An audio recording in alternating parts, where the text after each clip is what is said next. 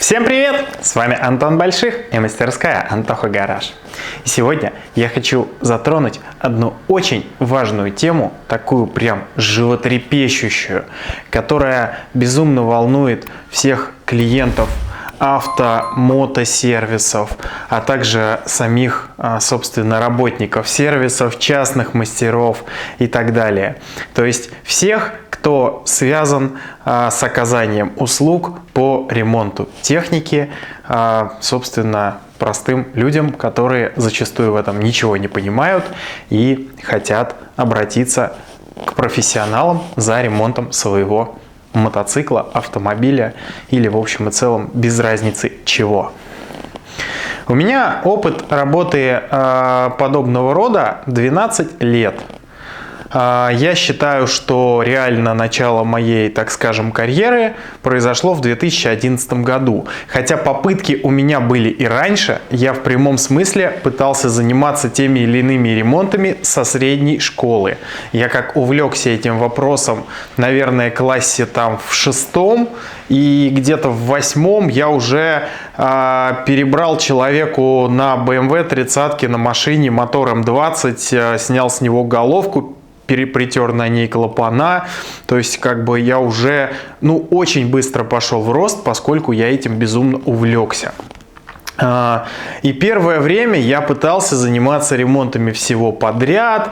Я попозже расскажу вам более подробно, как складывалась моя жизнь, как я пришел к профильному сервису, почему я считаю сервис успешным или неуспешным, или успешным, но только в определенных вещах, но это уже не так важно и к теме сегодняшнего опуса не относится. Сегодня я хочу поговорить про гарантию. Гарантию на работы.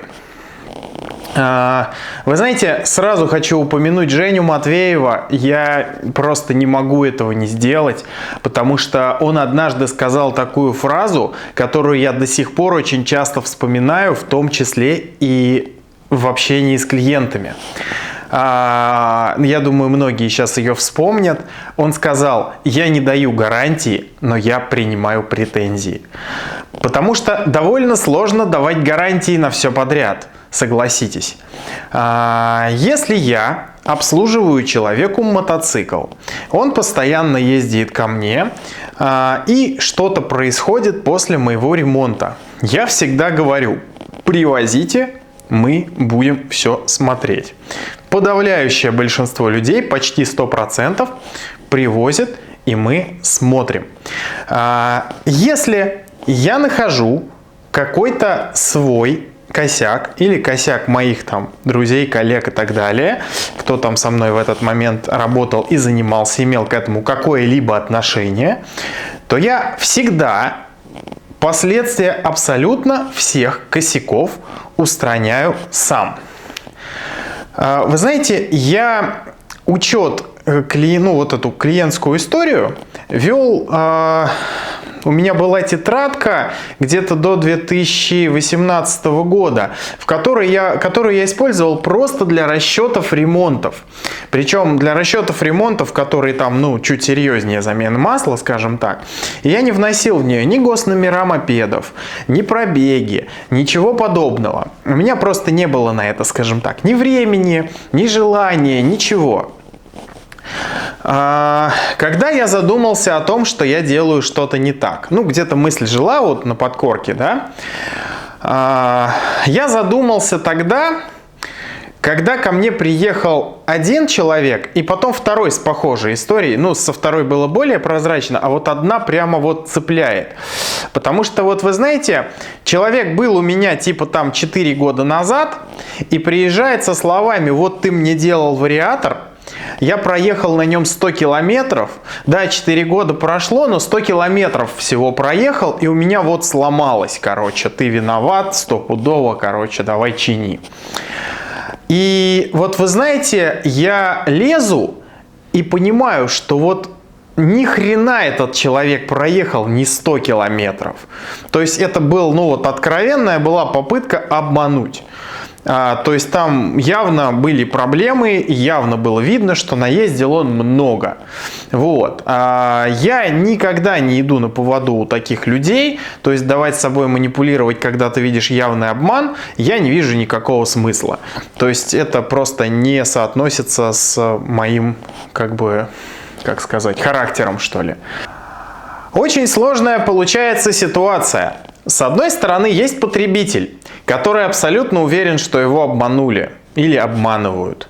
С другой стороны, есть механик, который видит, что здесь что-то не так. Либо это не его вина произошла, либо это вообще не, связано с тем узлом, который он не трогал, либо что-то еще.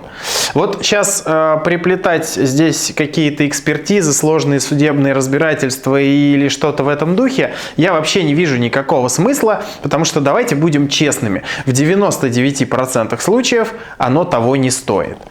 Как же быть в этой самой ситуации? Потому что тут все упирается в то, что либо вы слепо доверяете механику, что, кстати, происходит в большинстве случаев. И бывает такое, что этот механик адекватно реагирует на какие-то запросы, адекватно объясняет, когда что произошло, то есть показывает, какая где проблема и так далее. Есть неадекватные механики, которые не идут на контакт абсолютно, и с ними тяжело. Лично я видел куда больше неадекватных клиентов, хотя в авто- и мотосервисной теме я поработал достаточно. Я в своей практике, до того, как полностью ушел в работу на себя, я работал в 2 автосервисах, в 2 мотосервисах. Прекрасно знаю всю эту кухню изнутри. И я насмотрелся самых разных косяков и со стороны покупателей, и со стороны клиентов, и со стороны сервисов. Были самые вообще разные ситуации, просто даже иногда такое представить тяжело. Я начал говорить про клиентскую историю. Да. После этой ситуации в 2018 году в апреле я начал вести клиентскую историю. У меня есть Excel-евские файлы. Есть базовый файл пустой, в котором табличка разлинована, какие работы, какие запчасти, какой пробег, дата, когда мотоцикл приезжал, соответственно, имя владельца, контакт владельца. Все примитивно. Самые главные вещи, которые там есть, это номер рамы и госномер мопеда. Я это все дело фиксирую и прямо файл называю модель мопеда, номер рамы и госномер. То есть по госномеру или номеру рамы я всегда в этой папочке поиском нахожу мопед прям с вероятностью 100%, если он у меня был. Сначала я вообще каждый приезд делал отдельным файлом, потом я все это упорядочил так, что они у меня по мотоциклу один файл, и у меня в нем много-много листов, если он много раз приезжал. А такое бывает. У меня есть мотоциклы, которые там с 2018 года были у меня там по 8, по 10 раз. То есть множить эти файлы нет никакого смысла, так гораздо удобнее. И знаете, это примитивное ведение истории, максимально примитивное, но оно очень результативно, потому что, знаете, с момента, когда я начал это делать, больше ни одного подобного случая не было. Были случаи, что люди не помнят. То есть я же не говорю, что всегда человек обманывает. Он просто может забыть что-то. Потому что я иногда со своим рабочим ритмом не помню, что было вчера. А мы говорим про то, что там было 3 года назад, условно говоря. Я открываю историю, смотрю на пробег, смотрю на мопед. Условно говоря, если туда лазил не я, а кто-то другой, то я это увижу. Потому что, характер механика, он прямо чувствуется. То есть, если где-то я всегда хомутик на лыжу ставлю определенным образом, если стоит не так, значит не так. Это пример. И таких примеров в той же, допустим, переборке Варика 650 их полно. И я начал вести эту историю, и на сегодняшний день, с 2018 года, у меня в ней почти 1000 записей. То есть реально почти 1000 мотоциклов есть в этой истории. Очень часто вы можете видеть, допустим, на Авито где-то продается мопед, и там написано «обслуживался у Антохи». Если там написано «обслуживался у Антохи», то с вероятностью почти 100% вы можете мне написать в WhatsApp: лучше не звонить, лучше писать на WhatsApp. И узнать, что с ним делалось, как, когда и так далее. Я эту информацию не скрываю, и я ее даже не продаю, по крайней мере пока. То есть я пока считаю, что в ней не так, в этой базе не так много ценности и вообще, не такая она большая, чтобы можно было эту информацию продавать. Возможно, когда она еще расширится, я буду брать какие-то небольшие деньги за предоставление информации оттуда, если она действительно может быть полезна. Но сейчас я за это денег не беру. И, в принципе, почему бы не воспользоваться бесплатным советом, так скажем, бесплатной информацией о том, что ты хочешь, допустим, купить. Тем более, если человек ссылается на то, что он обслуживался у меня. Бывают и обратные ситуации, что люди обслуживались у меня, делали у меня какой-то ремонт, получили от меня очень много всяких негативных комментариев о том, что там надо очень много всего делать, и решили, что не будем мы говорить, где мы обслуживались, чтобы люди не узнали. Поэтому даже если человек говорит, что обслуживался сам или там в каком-то неизвестном сервисе или что-то, почему бы не закинуть номер рамы и не проверить? Вообще не вижу в этом никакой проблемы. Вдруг он всплывет. Вот ко мне не так давно приехал мопед с пробегом 25 тысяч, который 3 года назад был у меня с пробегом 75. Вот такое вот иногда всплывает. Причем об этом может даже не знать предыдущий владелец, а знать предпредыдущий. Поэтому все закручивается, все довольно-таки любопытно получается. Вот за моей спиной есть куски 2 вариаторов. И в какой-то степени в обоих этих вариаторов есть мои, в общем-то, ошибки. Мои там или не мои, это уже нюансы, но смысл в том, что я взял на себя ответственность по ремонту, и ошибки эти в любом случае можно назвать моими. Один вариатор собирал мой коллега, когда я был на зимовке в Черногории. И тут, конечно, вот так получилось. Его прислали из Крыма. И все же прекрасно, когда у меня есть вся история, и я даю гарантию на мотоцикл.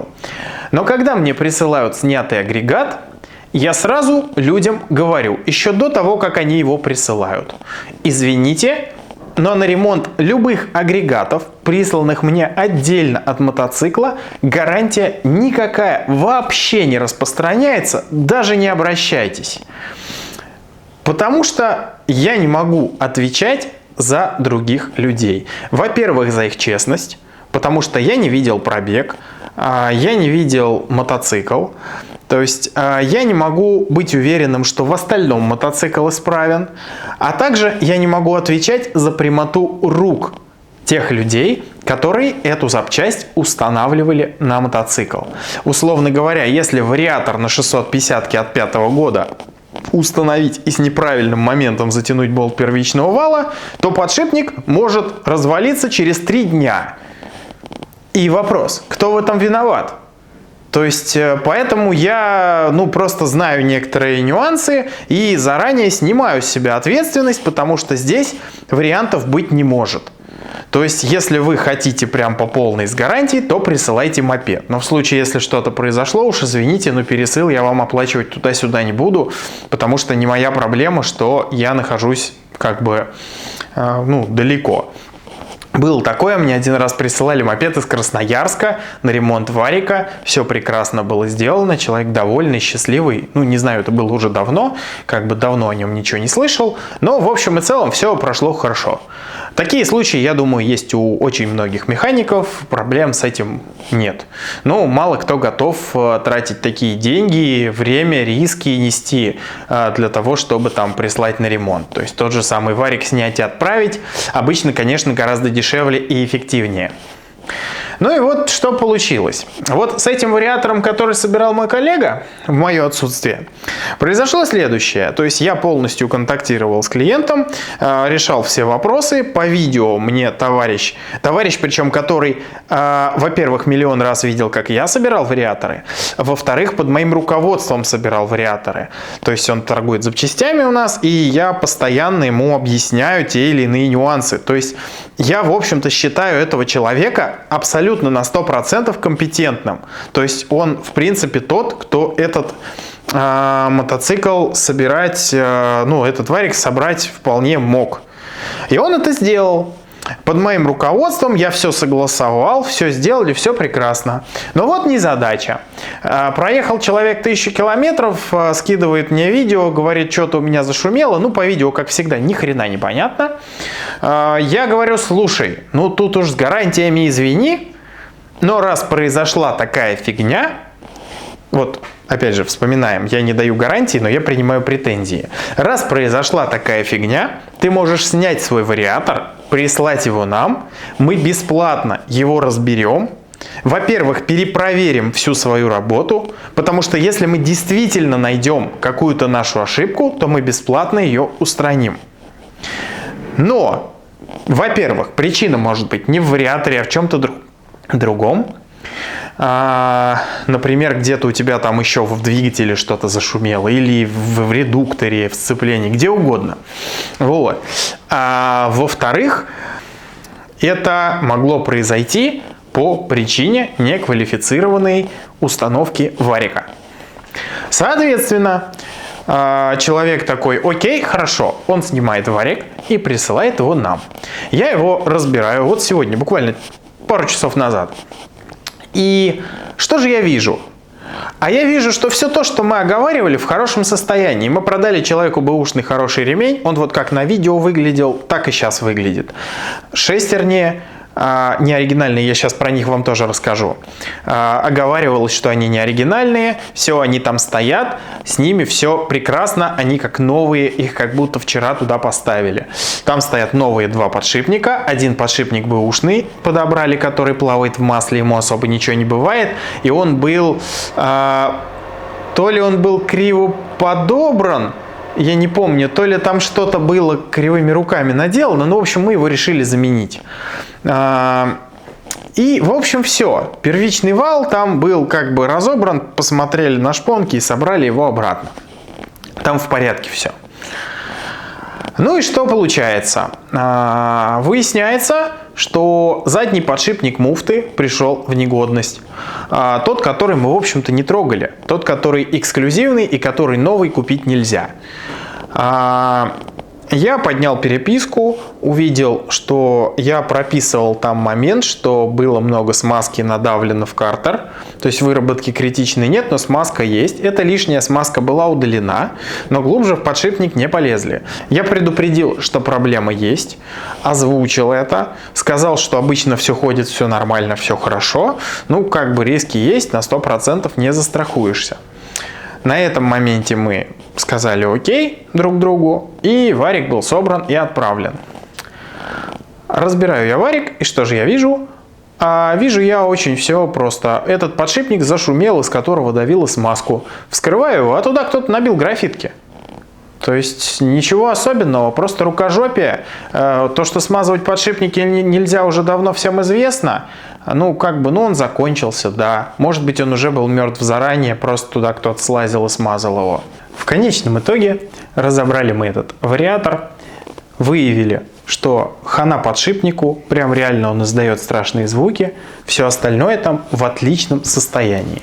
И никаких дефектов в проведенной работе нет. То есть к Антохиным рукам у меня нет вопросов. Есть небольшой вопрос, возможно, к его невнимательности, потому что он недостаточно внимательно там покрутил этот подшипник, послушал, посмотрел перекаты. Вот. Но собрано все прям абсолютно четко. Единственное, что есть, это опять из этого подшипника надавило смазки. Ну, здесь беда. Что я сделал? Я озвучил клиенту следующую тему. Ну, смотри, вот давай спишем это на невнимательность нашу, окей, не вопрос. Работу мы делаем бесплатно, но подшипник ты оплачиваешь. В любом случае. То есть он предложил оплатить подшипник пополам. Я говорю, даже обсуждать это не готов, ни копейки подшипника оплачивать не готов. Потому что как бы мы его не меняли, ответственность какую-либо за него не брали. И тем более я прописывал, что вот в этом месте варика у меня есть вопросик. Соответственно, извините. Никаких проблем, мы его завтра соберем, отправим он из Крыма и, в общем-то, будет он кататься дальше. Второй варик был прислан нам из По-моему, из Карачаево-Черкесии. Могу сейчас ошибаться. С ним все было чуть сложнее. Мы его продали, как собранный и перебранный. Тут возникла другая трудность. Вот теперь давайте про неоригинальные шестеренки. Жил-был один человек где-то в восточной части России, уже даже точно не помню, сейчас плохо, даже уже голова работает в конце дня, который решил наладить технологию изготовления неоригинальных шестеренок. Решил и решил. Работал он на каком-то производстве, уж не знаю на каком. Там ему изготовили, как это называется, пресс-формы. И он решил отливать их под давлением из капролона. В принципе, тема классная. И получилось достаточно хорошо. Но я, наверное, лет 6 следил за темой, может 5, и смотрел на нее с неким недоверием. Потому что, вот вы знаете, разница в стоимости новых оригинальных шестеренок и тех шестеренок, которые он изготавливал, она нифига не котировалась со стоимостью работы по замене. И реально получается, что экспериментировать мог только тот человек, который, во-первых, умеет делать это сам, а таких людей мало. А во-вторых, тот человек, который абсолютно не ценит свое время. Но время шло, кто-то ставил, не очень много кто, я полагаю, но кто-то ставил. И, в принципе, отзывы набирались. Я наблюдал за темой. Потом начался 2022 год и всем известные нам события, которые осложнили очень сильно поставку запчастей. И я такой, видимо, пришло время. И закупил у человека партию этих шестеренок. У меня, кстати, нашелся знакомый, который там прям типа 15 тысяч на них проехал. В общем-то, все без проблем. И выглядят они после этого хорошо. Я думаю, наверное, значит, можно брать. И стал людям предлагать эти шестерни. Взял я их, по-моему, 10 комплектов, что ли, для начала. Сначала как-то народ с опасением относился, а потом, когда дефицит начал появляться, народ стал ставить. Особенно, кто немного ездит. И, в принципе, все как бы окей. У меня довольно много и быстро появляется опыт по тем или иным деталям варика. Как я там свои шпонки испытываю, то есть наблюдаю также у людей. Также и с шестернями решил. Также я с этими шестернями собрал несколько вариаторов, прямо из хороших запчастей, с хорошим первичным валом, хорошим ремнем, с втулиным или хорошим бэушным картером. То есть, и типа на продажу, 100 тысяч рублей вариатор. И такой вариатор мы как раз-таки отправили человеку в Карачаево-Черкесию, если не ошибаюсь. Звонит он мне неделю назад примерно, такой весь грустный, и говорит: слушай, вариатор прошел 8 тысяч и встал. Я такой: что случилось? А вот закончились шестерни. И скидывает мне фотку. Я сейчас вам это покажу. Это просто офигеть.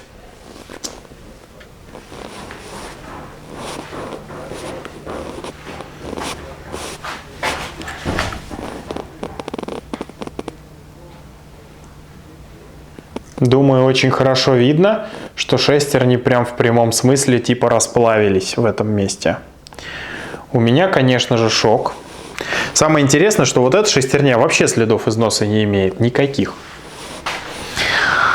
В общем, у меня, конечно же, шок. Он еще мне такой звонит, прям с откровенной предъявой в голосе.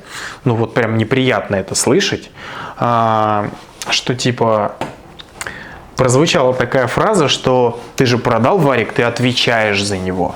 Я говорю, во-первых, я за него не отвечаю, потому что я четко оговорил. Просто многие пытаются сделать вид, что этого не было, что они забыли или что-то. Во-первых, я четко оговорил, что гарантии на варик, который вы устанавливаете сами, нет. Я даже дал рекомендации, как избежать тех проблем, которые могут произойти при кривой установке, чтобы там было меньше просто конфликтных ситуаций. Все. Во-первых, варик прошел 8 тысяч. Все-таки он бэушный. Но вот эта вот проблема именно с шестеренками, она как бы меня заинтересовала очень. И я говорю, слушай, не вопрос, ты можешь его прислать, мы посмотрим, что там внутри, вот, и как бы, ну, скорее всего, шестерни тебе заменим. Так оно и получилось. Человек, конечно, в расстроенных чувствах, но что делать, как бы варик он прислал, причем в этом случае мы даже доставку оплатили, потому что здесь явно есть наша вина, я с этим не спорил.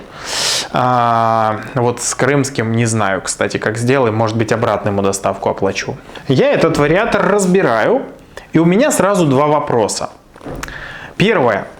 Шестерни как будто плавились, то есть ощущение, что были высокие температуры в варике. Я начинаю спрашивать, как он ездил.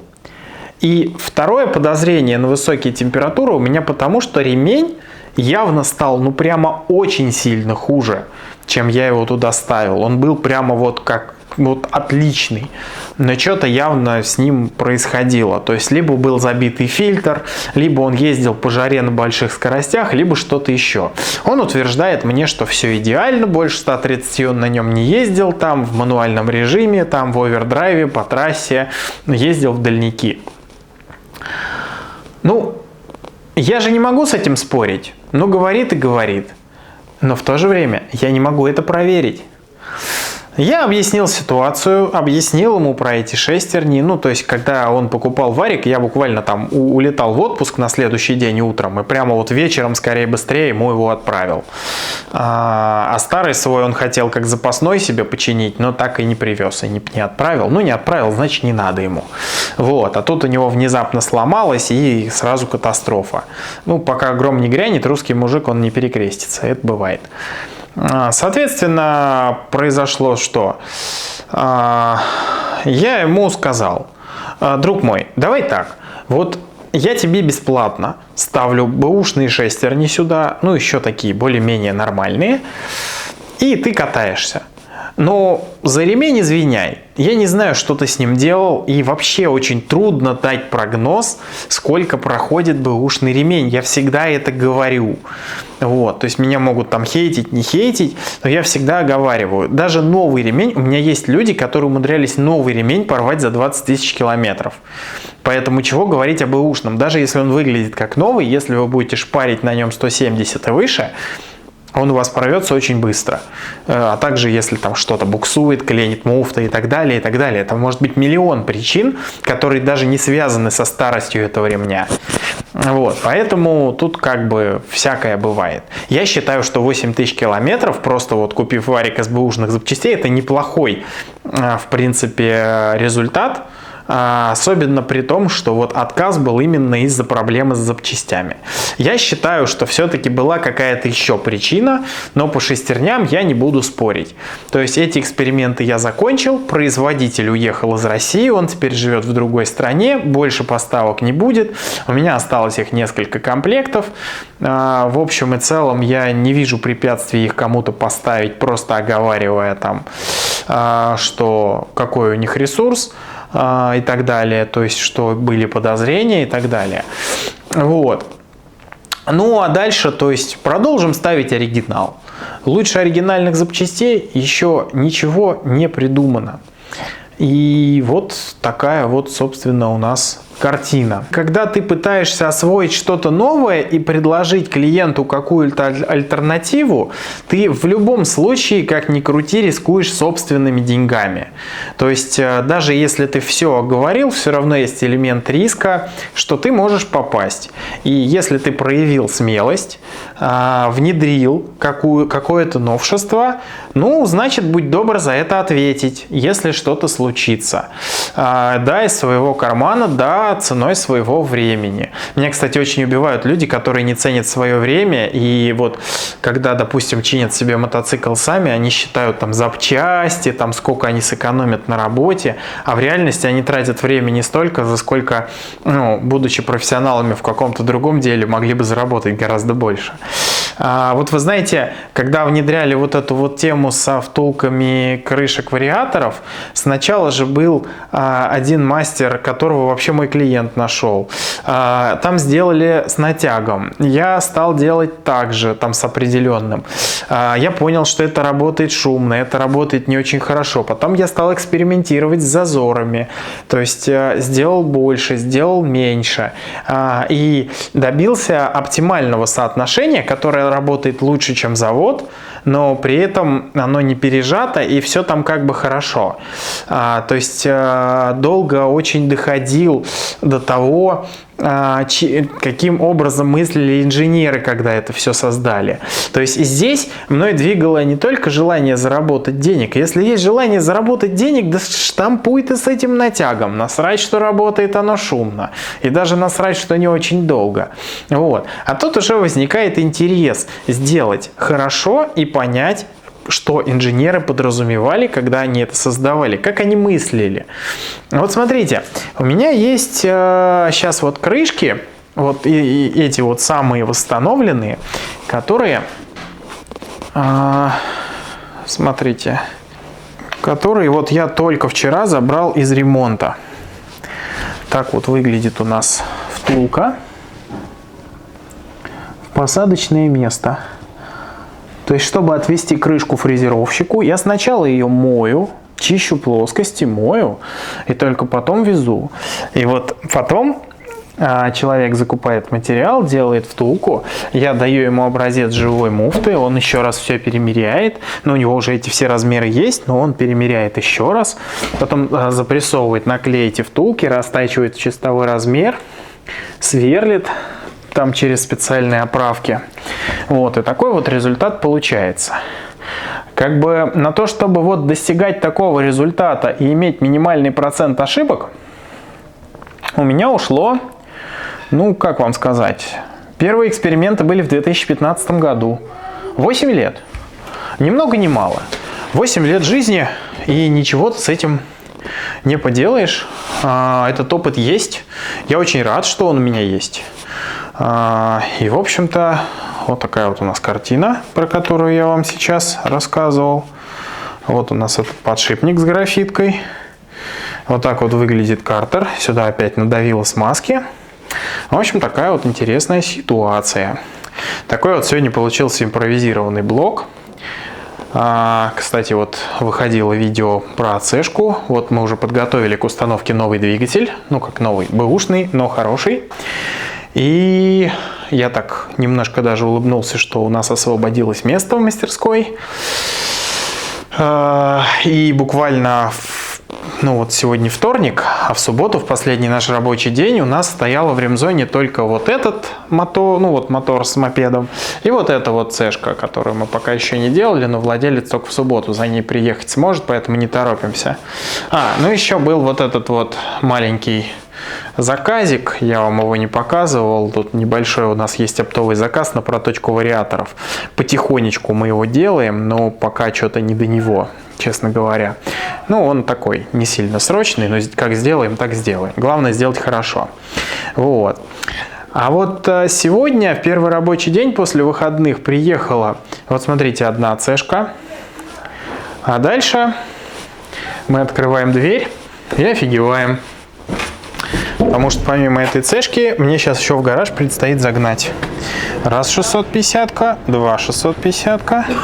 Здесь у нас у обоих проблемы какие-то с вариаторами, если я не путаю ничего. В общем, какие-то посторонние звуки. И у нас тут много разной интересной техники еще, помимо моей. И вот сейчас мне это все в гараж предстоит запихивать. Поэтому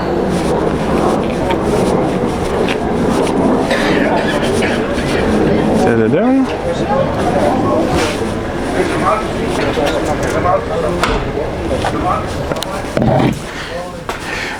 Поэтому работа кипит. В общем, в таком графике нужно как-то понимать, что на 100% избежать брака его невозможно. Но можно свести его к минимуму, потому что, во-первых, для меня клиентская техника, она на самом деле гораздо важнее, чем собственная. Я себе на машине уже 3 года суппорт меняю. Езжу, у меня тормоза скрипят, прям стыдно во двор заезжать, честно.